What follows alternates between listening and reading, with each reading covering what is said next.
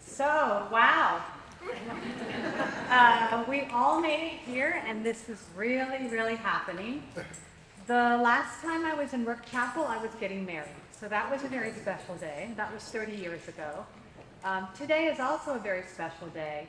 And I've had a lot of people ask me how this all came about.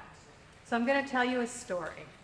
And it all started during a weekly conversation with my two forever friends, Caroline Fell, who's in the lobby, and Michelle Wirt, who's up here on the risers. And they had recently gone to our 40th high school reunion, but I hadn't. I live in Seattle, and it was just a long way to go back. But as we talked, I realized that if I could reconnect with the people I used to sing with, and people from multiple years, not just my graduating class, that would motivate me to make the trip. So I started reaching out to some of my friends, William Lumpkin, Ray Teeter. They thought it was a great idea.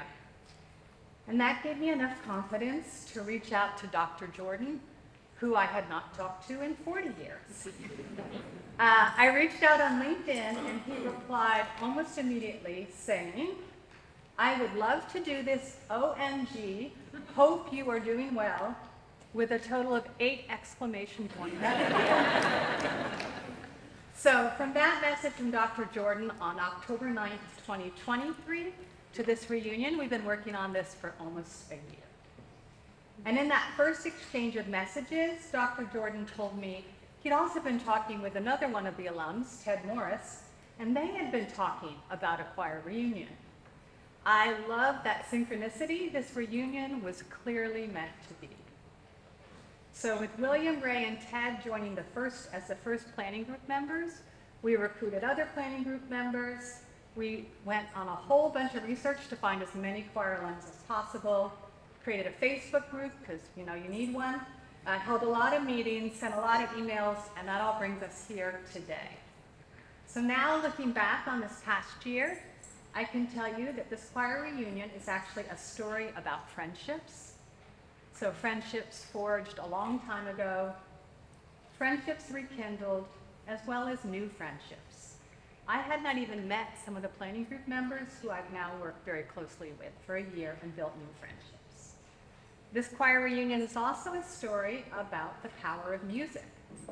Working on the reunion, the planning group members have been reminded how much joy we find singing together. And so several of us who've not sung since high school are now looking for choirs to join. This choir reunion is ultimately also a story about Dr. Jordan and how he created magic through music. Because of his high expectations for us, his energy, sense of humor, and passion for singing, we not only created beautiful music, but we also built connections that have lasted for decades. And it's a story about community. I want to thank our concert sponsor, Caleb Hopkins, the Bucknell Choir Director. I want to thank the Lewisburg Area High School Choir Director, Jonathan Walls, and Principal Paula Reaver, who made it possible to bring the chamber choir members from the current high school here to join us today.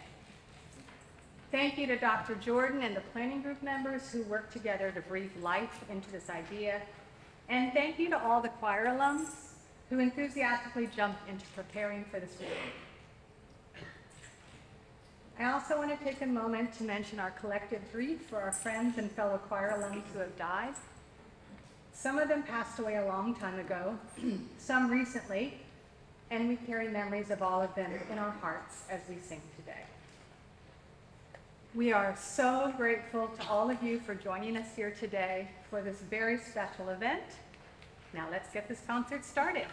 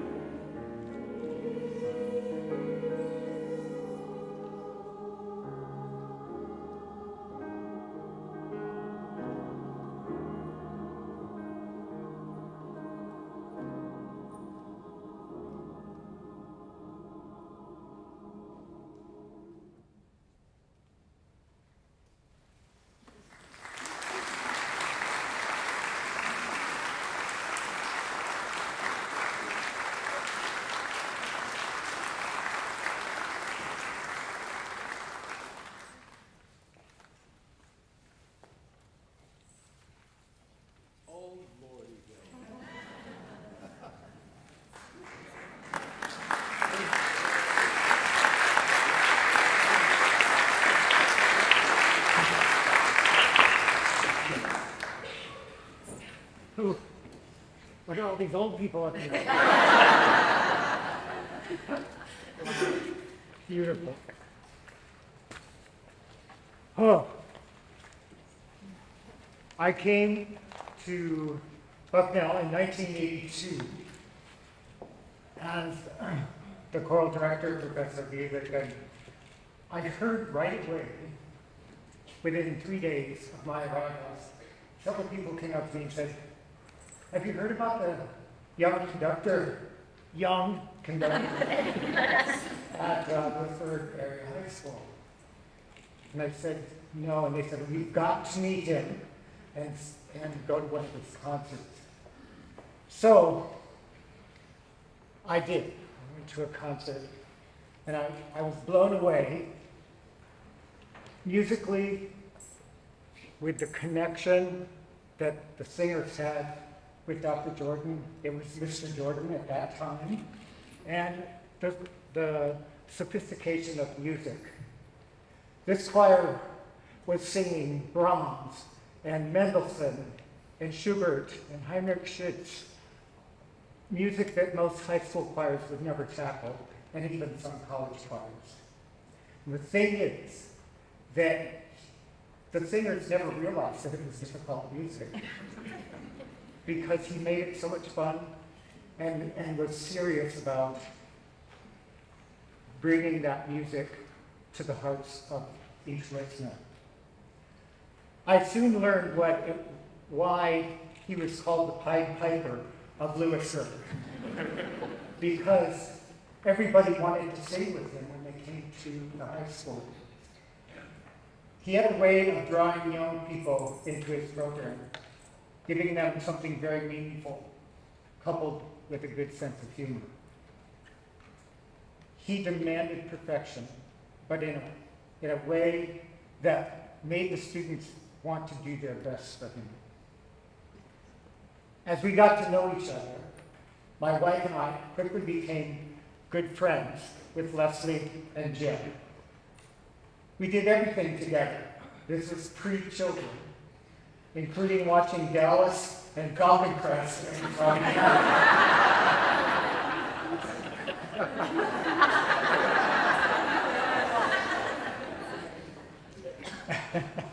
I was starting to build the choral program here at Bucknell and entertained the idea of a collaboration between the Rook Chapel Choir and the Lewisburg Area High School Choir. The two choirs blended perfectly together, and we had many wonderful collaborations throughout those years. I was honored also when Dr. Jordan asked me to take rehearsals when he had to be in Philadelphia to complete his PhD in music education. Those were very special times for me, and it made me happy to see these young, enthusiastic singers ready and willing to create music that would eventually touch the hearts of those who were fortunate enough to hear them sing. Today, these singers in front of you represent a legacy and journey that enriched their lives at a time when they were at a very young, impressionable age. I know that these singers, their families, and the community of Lewisburg join me in saying a grateful and heartfelt thanks to you, Dr. Jordan, for the love, dedication, and affection you gave so willingly. He was greatly missed when he left, but his legacy lives on in each of these singers and those singers that could not be here today. He not only gave them incredible musical experiences, he also gave them a message about life. A message that you can do anything with hard work, perseverance, and a caring heart. Dr. Jordan connected with every one of his singers in ways we can never imagine. Because he believed in their talent and he cared about their lives, he could give them incredible, beautiful, amazing musical experiences. Dr. Jordan and my dear friend, thank you.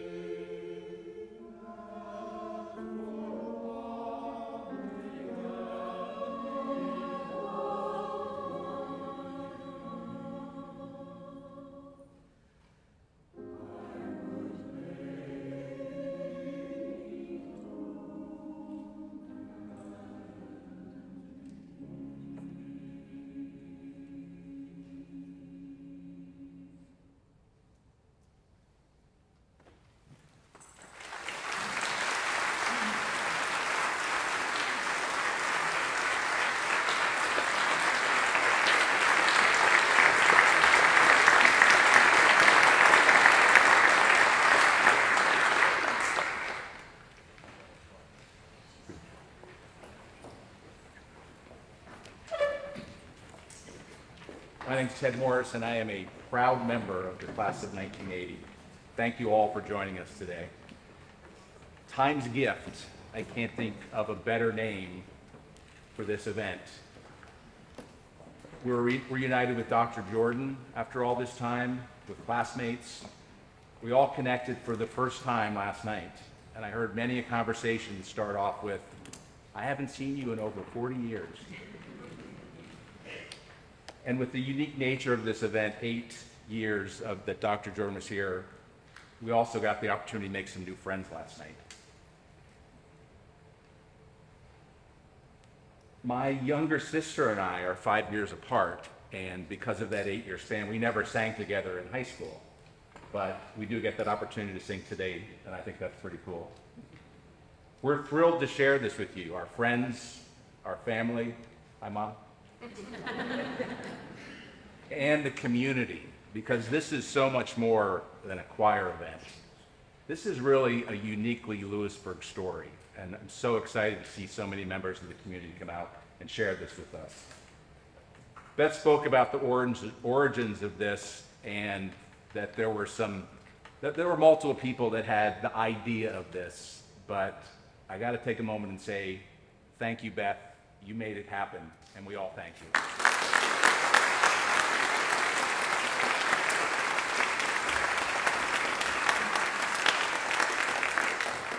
When I look back on my high school days, and I remember when Dr. Jordan approached me and asked if I'd consider joining the choir, and we got beyond my initial awkward response of, "But I can't sing," I thought, okay, let's give this a try. This could really be fun, and it was. Dr. Jordan's passion, energy, you're going to hear those a lot, passion, energy, and sense of humor made every practice, every performance fun and memorable. Over the years, when I've talked to friends about our high school experience and I bring up choir, I'm always met with the same reaction. I get a big, broad smile. And it's often followed by the same question: how did he get that amazing sound out of us? And there's one of our reunion members here that had the opportunity to have a conversation with him many years back. And Dr. Jordan asked her, said, "What do you think made it so special?" And her response was, "Because you made us believe that we could do anything." And I just absolutely love that. And there was another quote that I ran into recently that I think helps further explain that. And the words are, "In how you see me, I will learn to see myself." We had this sense of community, feeling of belonging, but a key element is that we were all valued as individuals. Each of us knew that we were an important part of the whole. Dr. Jordan pushed us to become better. The pursuit of excellence was expected. And we did take on some challenging music, but we knew that he believed in us, that by working together, we could create something special and something that we could all take pride in. And he wasn't just pushing us for that perfect sound. He took an interest in our lives, who we were as individuals, what our interests were, our relationships, what we were going to do with our lives. And it didn't matter whether you were pursuing a career in music or something else. He was there for us as a mentor and a friend. That pride of collective achievement and belief in our own potential resulted in some very memorable performances. But little known to us at the time, it was also a foundation for all that we would go on to do after that. I'm blessed to be here today and standing up here with my two best friends from high school. One is now a university president. The other one's a pilot flying 767s for an air cargo company. And I do not have the time to share all of the accomplishments and things that people have gone on to do. But I did, in talking with a lot of people, particularly last night, and asking what have people been doing, I heard a common theme, and I want to call out that a lot of us, not me particularly, but a lot of people in our group have gone on to make a contribution in education, and I thank you.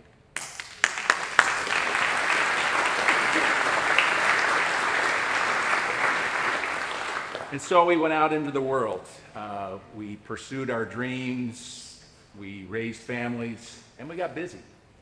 And as the years went by, some of that spirit and joy and pride that we took in what we did, it got diminished and lost over the years. I found myself many years ago at a father and son Cub Scout outing. We were singing Christmas carols at a senior center. And after one of the songs, one of the dads turned around and was staring at me and he said, "You have an amazing voice." Now, as you can imagine, and I knew at the time, I was not up against steep competition then. But I smiled and I thanked him and I said, "I need to tell you about my high school choir experience." And as I shared with him my memories of that time, I felt such pride. And it became so clear to me that that was such an important part of who I became and what I went on to do. And so it was cause for me to reconnect with Dr. Jordan and share some of that with him. And now here we all are today, and I think I can speak for our entire reunion group that maybe once forgotten spirit, that today it is alive and well in all of us. Thank you.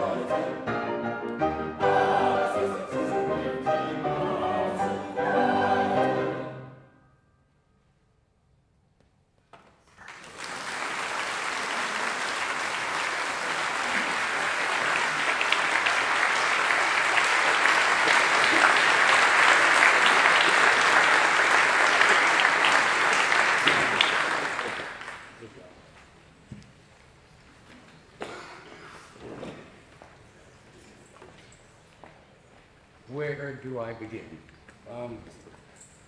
First of all, I feel very fortunate and very lucky to have started my career in this town. And it's not only the students, but it's the incredible colleagues I had at Lewisburg High School who were supportive, and we did some incredible things. I was in this town at age 19. I had the First Baptist Church bar.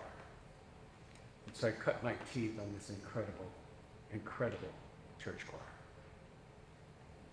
I went on to graduate school.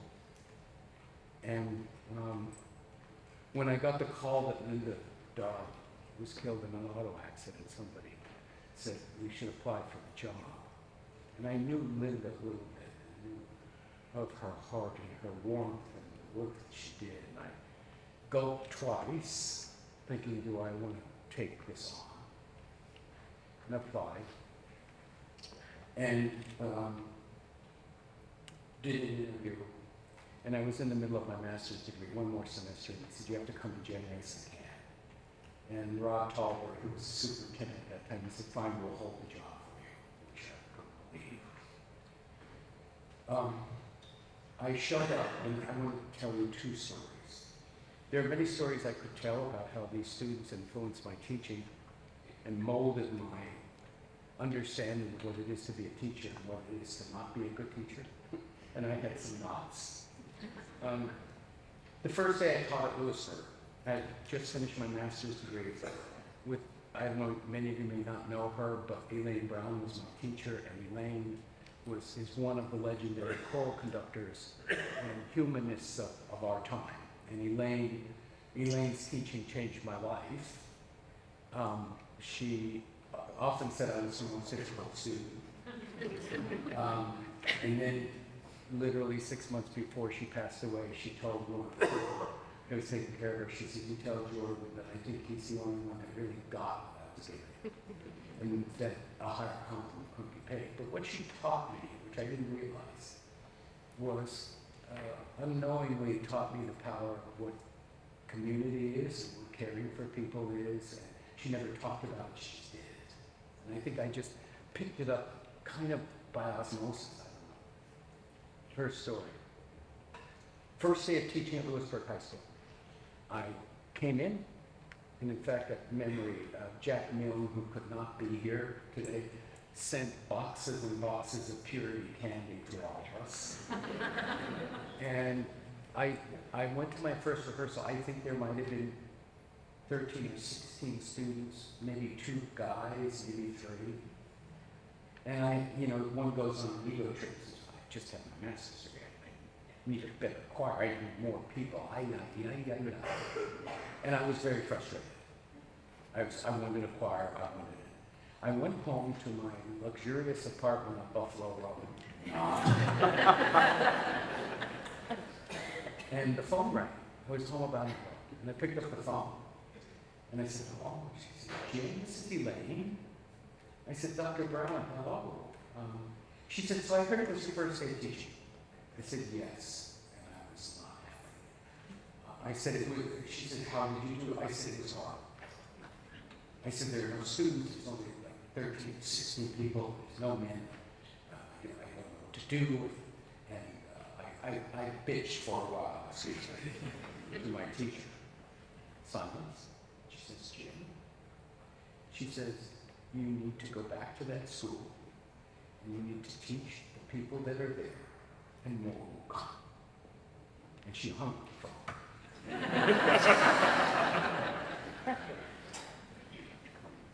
The second crucial event in my life at Lewisburg was my dear colleague, Dean Doherty. Dean had, as many students would tell you, Dean could be quite a taskmaster, to say the least, right? And he had high musical standards. So take you back to June of 1977 when I showed up in town. I wanted to move into the high school. There was summer band, and Dean was doing summer band. Now, summer band to me was like the marching band music. I walk in and I think they're playing a whole suite. And I think, who does this in the summer? It's the summer. What are you doing a whole wind ensemble music? And let me tell you, it was good. it was really fast. I was a wind player. And I went, wow. And I thought, my first thought was, this is young teacher. That's my competition. Oh my God, what am I going to do? I'm not going to compete with that. Shut up. Okay, so we start school, and we're into it about 3 or 4 weeks. And Dean loved, I don't think I'm divulging anything, Dean loved his Friday afternoon cocktails at, Temperance House. And he said, I'm going to Temperance House for company. I'm not a kind of drinker, but I went. We sat at the bar, and he ordered his dry martini, cheap up. And he said, you're drinking something. Okay, so I ordered like a gin and tonic or something. And then he said, give him a double. I didn't even know what a double was. And I drank the first one, and we talked. And I said, I'd like another. That was a mistake, I'll tell you why. The second one, I was sufficiently relaxed. And he looked at me and he said, what's the matter with you? I said, there's nothing the matter with me. He said, it's serious. He said, the guy I saw in the interview has not made an appearance here yet. And it shook me. And he said, so what's the matter? And I blurted out because I was a little tipsy. I said, I'm scared. And he said, scared of what? And I just blurted it out. I said, I'm scared of you. And he looked at me and laughed. And he said, Jim, I'm scared of you. He says, you bring gifts that I just don't have. I said, can you just know that I will do everything I can to help you, and will you please just be you? What a gift to a young teacher.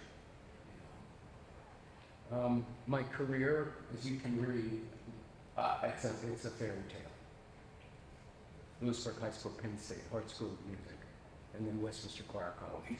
And I used to play recordings of Westminster Choir. Bill and Kay Payne are alums of Westminster Choir College, and always drove me crazy because they would talk about Westminster like it was some kind of magical place. Oh, Westminster. I mean, I heard it all the time. And then when I got there, I realized that it was truly magical. Never in my life would I have ever imagined that I would stand in front of the Westminster Choir and not only do that, but do their 100th anniversary recording, appear in Carnegie Hall 3 times last year. But I must say, despite all of that, I learned everything here. I learned everything here from students, from people, parents in this town. Who really, I just was open enough to take advantage of it. Unending gratitude, but the other thing I do want to say to this community, and I think it's a purpose of why we're here, this town supported the arts, and that gift lives on in all of us. It was the most remarkable place to do what I wanted to do with my life. And I thank you all. I thank this town. I thank my colleagues who are here today. It's very humbling. I also wanted to say, I was embarrassed, I think I mentioned this to a couple of people when the posters came out since I honored James Jordan. I'm uncomfortable with that. I think it's too, for us, I told them last night, by the way, we've only had 2 hours of rehearsal, plus a little bit this morning. And I said, it's about us being together again before we can't. You know? And I must tell you that this became very real, and then I'll end my remarks. We'll end the program with a piece by James Whitmore. This has kind of turned my world around, and my wife Leslie can tell you, but James and I, James is one of the leading British composers. He did, any of you that watched the carols from King's College, he was the BBC producer. He produced Diana's funeral. He produced the royal weddings. He produced the Queen's funeral for the BBC. He was a composer. He was a friend. And he believed in me in ways that I never imagined. He was my CD producer. He was my musical muse. He loved our Westminster students. I have a Grammy nomination because of the piece that he wrote for us. And he passed away in March of cancer. It shook my world. I don't think James and I would ever admit we were friends. And it made me realize that these things and all the friends that I haven't seen for a long time, we got to not do this. James's passing left a huge hole in the musical world, to the point where, short story, 2 years before he got sick, we were supposed to sing at Carnegie Hall, and he said, well, I'd like to I've always wanted to do a requiem. Okay, I thought that was a little weird. Little did I know it would turn out to be his own. He never finished it. He finished the score, but didn't finish the orchestration, and John Ruther finished it. And so that was a great gig, but it also pointed out to me that life is fleeting, and it's important that we do this together. And again, it was mentioned earlier, the students who have passed, who have all played a role in my life. There's a whole list of them in the program, and they're here. I know they're here. Thank you for coming, but really, it's a celebration of folks being together. That's the end of the story.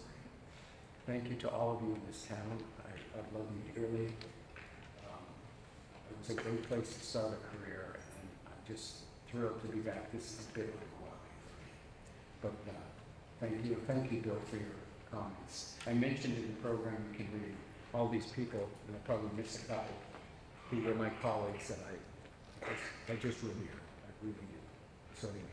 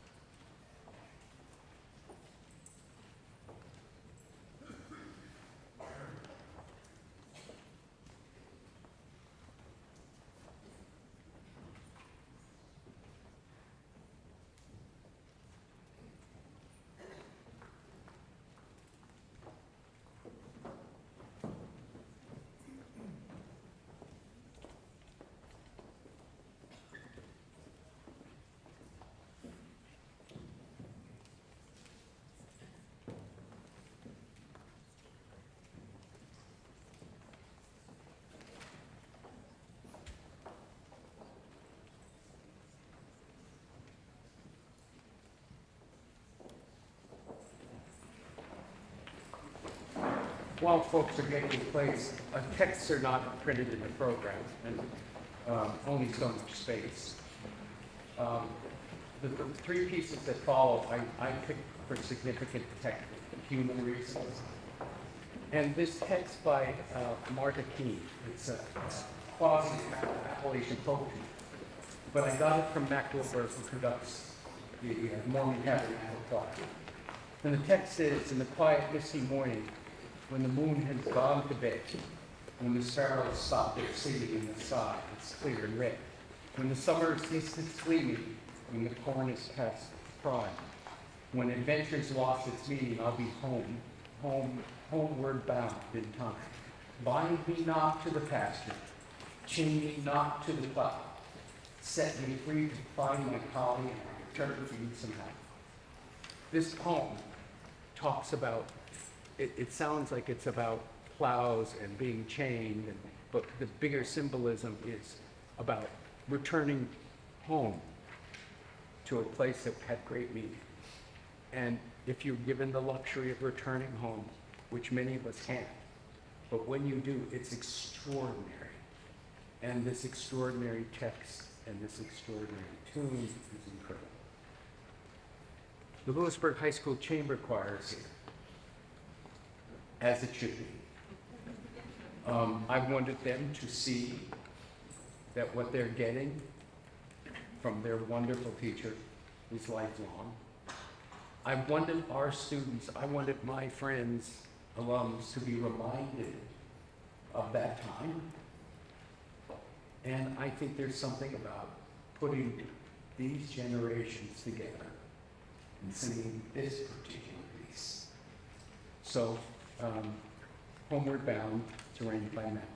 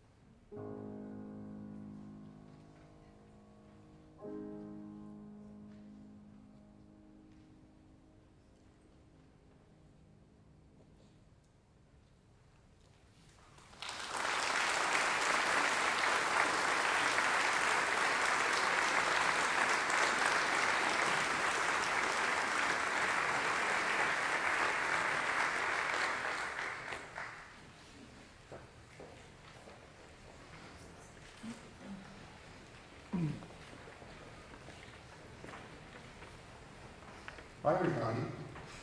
Nice to see you all. My friends Jennifer and Regine have the honor and privilege of expressing our gratitude as folks who chose to go into the performing arts as teachers and performers as a result of our experience here. And I say choice because the perpetrator of that choice is standing right there. Forgive me if I refer to my notes. As Beth talked about, we've been planning this for a year, seeing each other on Google Meet every other week, to your proper credit, not to Zoom, but to Google Meet, for an hour every other week, sometimes Tuesdays, sometimes Thursdays. I always got that mixed up. And it gave us the opportunity to be reminded and share anecdotal memories of our time together at LAHS, laughing, and also doing some planning at the same time. And we were recalling fun moments and memories of singing in high school choir, funny anecdotes about Dr. Jordan, and other typical teenage hijinks. For instance, I'm looking at you, Denise Miller. But for me, our first rehearsal last night was like coming home, which we just sang about. And what I mean by that is not the long drive from Boston back to this town where we grew up, but rather to a moment in time when my colleagues here on stage and I have an experience that has remained deep within us for these some 40 years. Can't do that. I have had the distinct privilege of a fulfilling career as a performer and teacher in performing arts. Specifically for me, my area is opera, I go to operas, and we have this old adage that says it wouldn't have happened if it weren't for so-and-so. It's a very overused and sentimental one, but I can say without a doubt, I would not be who I am as a person, teacher, artist, citizen, partner, friend, without the influence of Dr. Jordan during my high school years. The things I learned from Dr. Jordan and all of you, and to be clear, I probably didn't know I was learning them at the time, have been foundational to what I do on a day-to-day basis as a musician and teacher. This very week, before I came here, I worked with opera singers, and I was using the U-vowel to help them with their vocal problems. And just so you know, we have been doing all of our warm-ups on the U-vowel because it's the optimal sound for optimal choral blend. So all this is to say that for all of us gathered here, this is an opportunity to be reminded of the critical importance of the continued presence of the arts in public education. And I recognize I am preaching to the choir, both literally and figuratively. But here today is a moment for us to celebrate and share an experience that continues to impact our day-to-day existence, and that we all still carry with us thanks to this very uniquely beautiful experience.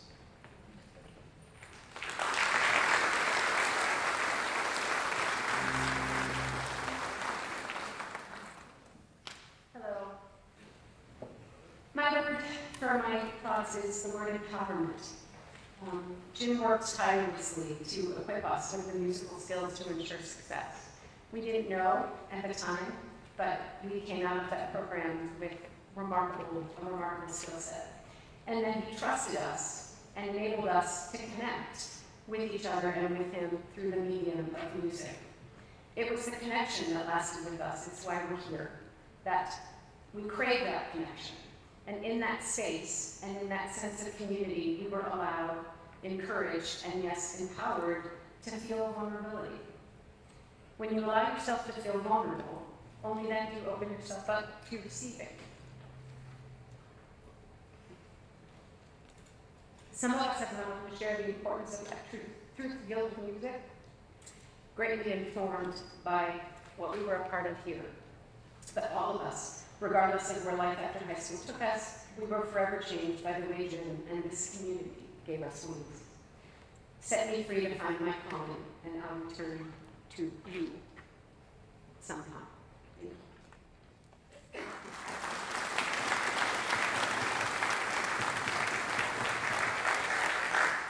I think you're probably sensing some common themes here today, and it's because we all feel so strongly about similar things. Many of us have been lucky enough, as William mentioned, to do what we love for a living, and that's to be involved in the arts. We chose a career path that we learned in our music communities and continue performing, teaching, and sharing the spirit that we experienced here with future generations.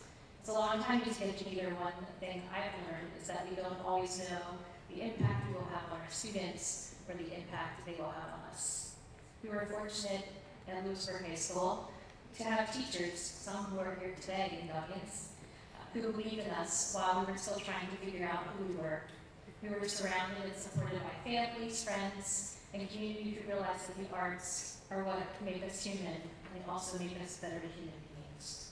So I'll leave you with a sort of gratitude challenge, maybe specifically to the high school choir members as well, to thank a teacher, a family member, or a friend who believed in you and supported you in the arts, and to share the importance of the arts with decision makers in our communities, which we know has gone on for so long, so that we can continue to be part of meaningful music-making experiences to make ourselves better and to make the world a better place.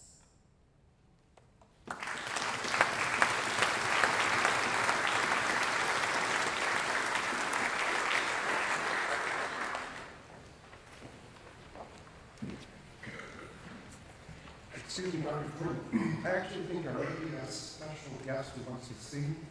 I think with us, this number. Yes? Are you here?